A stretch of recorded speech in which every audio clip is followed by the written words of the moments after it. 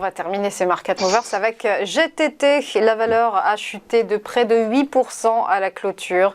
C'était la plus forte baisse du SBF 120 hier.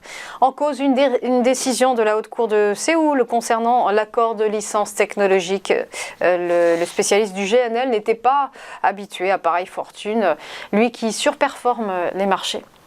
Oui, c'est un mouvement assez violent en fait sur GTT. Alors, il faut reprendre un tout petit peu de recul. Là, depuis le sommet à 138,90, les cours étaient plutôt dans une phase corrective avec ce sommet, puis après une correction avec l'ouverture de gap baissier et la rupture de la moyenne mobile. À 100 périodes qui, d'ascendante et de soutien dynamique des cours, s'est aplati et est devenue résistance.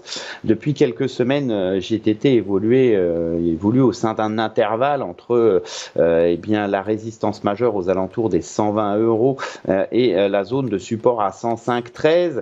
La séance d'hier a permis l'ouverture d'un gap baissier et a renvoyé les cours sur la zone du support, la zone du plus bas. Donc attention sur GTT.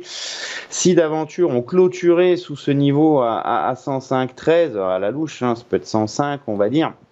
On aurait une sortie par le bas d'une consolidation un peu à l'inverse de ce qu'a fait Beneteau. Elle en sort par le haut, c'est fort. GTT en sortirait par le bas, ça serait faible. Et on pourrait exclure alors un retour progressif vers les supports à 95,27, puis le niveau majeur aux alentours des 87. Donc à surveiller, pas mal de volatilité sur ce titre qui d'aventure est plutôt tranquille. Un surcroît de mouvement et une décision plutôt contraire.